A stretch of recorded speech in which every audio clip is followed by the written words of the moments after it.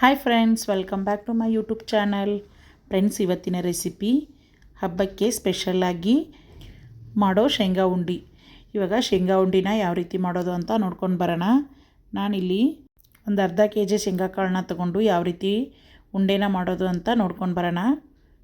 ನಾನಿಲ್ಲಿ ಮೊದಲೇದಾಗಿ ಒಂದು ಅರ್ಧ kg ಶೇಂಗಾ ಕಾಳನ್ನ ತೊಗೊಂಡು ಮೀಡಿಯಮ್ ಫ್ಲೇಮಲ್ಲಿ ಚೆನ್ನಾಗಿ ಹುರಿದು ಮೇಲಿರೋ ಸಿಪ್ಪೆನೆಲ್ಲ ತೆಕ್ಕೊಂಡಿದ್ದೀನಿ.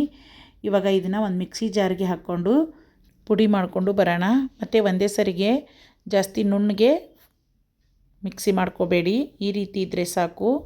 ಇವಾಗ ಇದಕ್ಕೇ ಒಂದು ಅರ್ಧ ಬಟ್ಲಾಗುವಷ್ಟು ತುರಿದಿರೋ ಒಣ ಕೊಬ್ಬರಿನ ಇದಕ್ಕೆ ಸೇರಿಸ್ಕೋತಾ ಇದ್ದೀನಿ.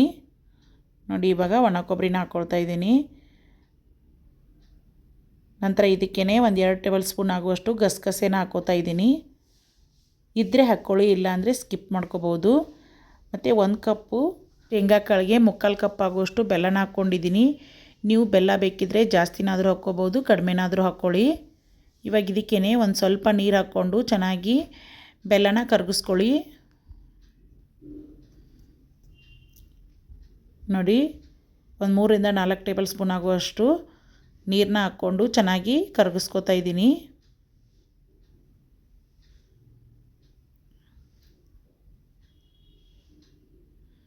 ನೋಡಿ, ಕಂಪ್ಲೀಟಾಗಿ ಬೆಲ್ಲ ಕರಗಬೇಕು.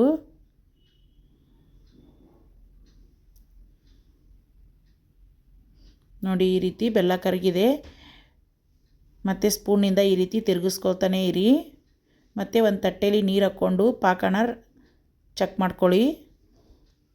ನೋಡಿ, ಈ ರೀತಿ ಸ್ಪೂನಿಂದ ಸ್ವಲ್ಪ ನೀರಲ್ಲಿ ಹಾಕ್ಕೊಂಡ್ರೆ ಗಟ್ಟಿಯಾಗಿ ಕುತ್ಕೋಬೇಕು. ಇವಾಗ ಇನ್ನೂ ಒಂದು 2 ನಿಮಿಷ ಪಾಕನ ಕುದಿಸ್ಕೋತಾ ಇದ್ದೀನಿ. ಇದೇ ಸಮಯದಲ್ಲಿ ಒಂದು 2 ಟೇಬಲ್ ಸ್ಪೂನ್ ಆಗುವಷ್ಟು ತುಪ್ಪನ ಹಾಕ್ಕೊಳ್ತಾ ಇದ್ದೀನಿ. ತುಪ್ಪ ಹಾಕೋದ್ರಿಂದ ಉಂಡೆ ತುಂಬಾ ಸ್ಮೂತಾಗಿ ಬರ್ತವೆ ಅಂತ. ನೋಡಿ, ಇವಾಗ ಚೆನ್ನಾಗಿ ಮಿಕ್ಸ್ ಮಾಡ್ಕೊಳ್ಳಿ.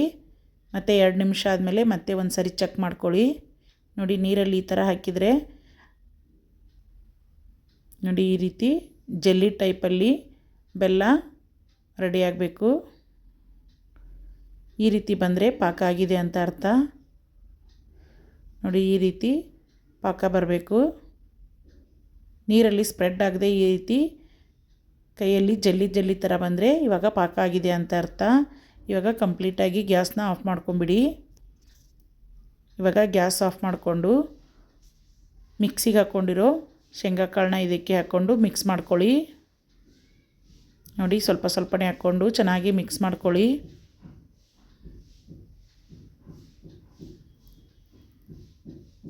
ನೋಡಿ, ಪಾಕದ ಜೊತೆ ಶೇಂಗಾ ಕಾಳು ಚೆನ್ನಾಗಿ ಮಿಕ್ಸ್ ಆಗಬೇಕು.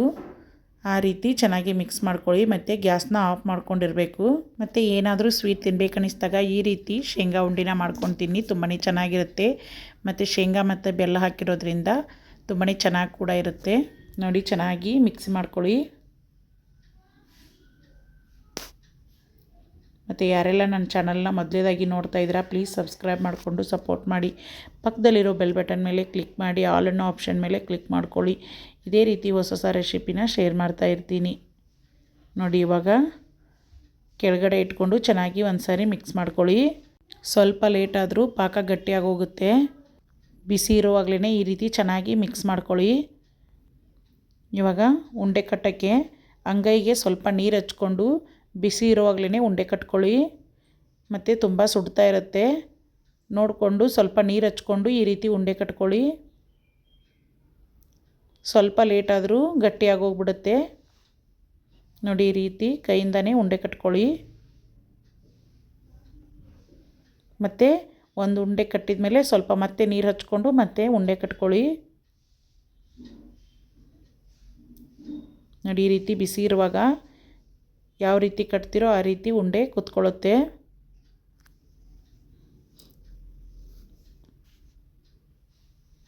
ಮತ್ತು ಆರಲಿ ಅಂತ ಬಿಟ್ಟರೆ ಗಟ್ಟಿಯಾಗಿ ಹೋಗ್ಬಿಡುತ್ತೆ. ಮತ್ತು ಬಿಸಿ ಇರುವಾಗಲೇ ಉಂಡೆನ ಕಟ್ಕೊಂಡು ಬಿಡಬೇಕು. ಮತ್ತು ಈ ರೆಸಿಪಿ ಬೆಲ್ಲ ಮತ್ತು ಶೇಂಗಾ ಕಾಳಿಂದ ಮಾಡಿರೋದ್ರಿಂದ ಯಾರು ಬೇಕಾದರೂ ಇದನ್ನು ಆರಾಮ್ಸೆ ತಿನ್ಬೋದು. ನೋಡಿ, ಈ ರೀತಿ ಕೈಯಿಂದನೇ ಉಂಡೆ ಕಟ್ಕೊಳ್ತಾ ಇದ್ದೀನಿ. ನಿಮಗೆ ಯಾವ ಸೈಜಲ್ಲಿ ಬೇಕೋ ಮತ್ತು ಆ ಸೈಜಲ್ಲಿ ನೀವು ಉಂಡೆನ ಕಟ್ಕೋಬೋದು. ನಿಮಗೆ ದೊಡ್ಡ ಸೈಜ್ ಬೇಕಾದರೆ ದೊಡ್ಡ ಸೈಜ್ನಾದರೂ ಕಟ್ಕೊಳ್ಳಿ, ಇಲ್ಲ ಚಿಕ್ಕ ಸೈಜಲ್ಲಿ ಬೇಕಾದರೆ ಚಿಕ್ಕ ಸೈಜಲ್ಲಾದರೂ ಕಟ್ಕೋಬೋದು. ನಾನಿಲ್ಲಿ ಮೀಡಿಯಮ್ ಸೈಜಲ್ಲಿ ಉಂಡೆನ ಕಟ್ಕೋತಾ ಇದ್ದೀನಿ. ನೋಡಿ ಈ ರೀತಿ ಎಲ್ಲ ಉಂಡೆನೂ ಒಂದೇ ಸೈಜಲ್ಲಿ ಕಟ್ಕೊಳ್ಳಿ. ಈ ರೀತಿ ಶೇಂಗಾ ಉಂಡಿನ ಹಬ್ಬಕ್ಕೆ ಮಾಡಿಕೊಂಡ್ರೆ ತುಂಬಾ ಚೆನ್ನಾಗಿರುತ್ತೆ. ನಾಗರ ಪಂಚಮಿ ಮತ್ತು ವರಮಹಾಲಕ್ಷ್ಮಿ, ದೀಪಾವಳಿ ಎಲ್ಲ ಹಬ್ಬಕ್ಕೂ ಇದು ತುಂಬಾ ಚೆನ್ನಾಗಿರುತ್ತೆ. ಮತ್ತು ಗಣೇಶನ ಹಬ್ಬಕ್ಕೂ ಕೂಡ ಈ ರೀತಿ ಶೇಂಗಾ ಉಂಡಿನ ಕಟ್ಕೋಬೋದು. ತುಂಬಾ ಟೇಸ್ಟಿಯಾಗಿರುತ್ತೆ ಮತ್ತು ಬೆಲ್ಲದಿಂದ ಮಾಡಿರೋದ್ರಿಂದ ಆರೋಗ್ಯಕರವಾಗಿಯೂ ಕೂಡ ಇರುತ್ತೆ. ಮತ್ತು ಮಕ್ಕಳಿಗೆ ಕೊಟ್ಟರೆ ತುಂಬಾ ಇಷ್ಟಪಟ್ಟು ತಿಂತಾರೆ. ನಿಮಗೆ ಈ ರೆಸಿಪಿ ಇಷ್ಟ ಆದರೆ ನಿಮ್ಮ ಮನೇಲಿ ಒಂದು ಸಾರಿ ಟ್ರೈ ಮಾಡಿ ಟೇಸ್ಟ್ ಹೇಗಿತ್ತು ಅಂತ ಕಾಮೆಂಟ್ ಬಾಕ್ಸಲ್ಲಿ ತಪ್ಪದೆ ಕಮೆಂಟ್ ಮಾಡಿ. ಮತ್ತು ನಿಮ್ಮ ಫ್ಯಾಮಿಲಿ ಫ್ರೆಂಡ್ಸ್ ಜೊತೆ ಶೇರ್ ಮಾಡ್ಕೊಳ್ಳಿ. ಇದೇ ರೀತಿ ಹೊಸ ಹೊಸ ರೆಸಿಪಿನ ಶೇರ್ ಮಾಡ್ತಾ ಇರ್ತೀನಿ. Thank you.